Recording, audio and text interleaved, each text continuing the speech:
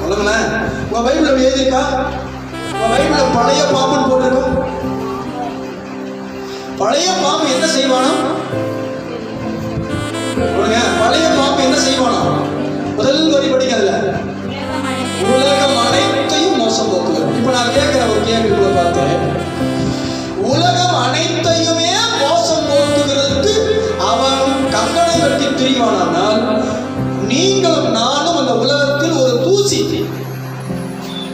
நம்மள மோசம் போக்குறதுக்கு அவனுக்கு எவ்வளவு நேரம்? கவனிக்கிறீங்களாமா? நம்மள மோசம் போக்குறதுக்கு அவனுக்கு எவ்வளவு நேரம்? அதனாலதான் அந்த வசனம் அப்படி எழுதியிருக்கு, உலகம் அனைத்தையும் மோசம் போக்கும் பிசாசு. பிசாசு என்னும் சாத்தான் என்றும் சொல்லப்பட்ட பழைய பாம்பாடிய. அப்ப ஏன் ஆண்டவர் பழைய காரியத்தை வச்சுக்கிட்டு இருக்காத? பழைய காரியத்தை தூக்கி எறி.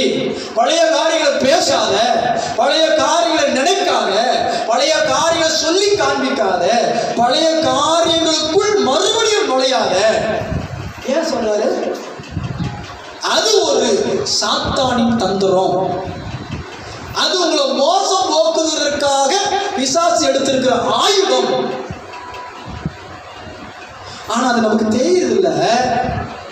என்கிட்டதான் பொல்லாதவன் என்னையே மோசமாக்குகிற ஆயுதத்தையும் உள்ள அனுப்புறான் அப்படிங்கிறது நமக்கு தெரிய மாட்டேங்குது. பழைய காரியம், பழைய காரியங்களை தேவன் வெறுக்கிறார்.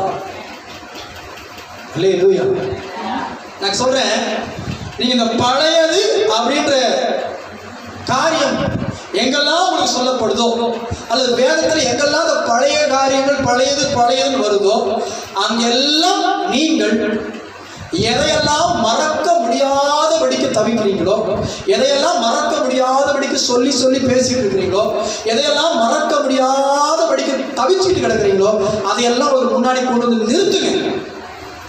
இன்னைக்கு ஆண்டவராகிய கர்த்தர் அந்த பழைய பாம்பாகிய சத்துருவின் கிரியைகளை முறித்து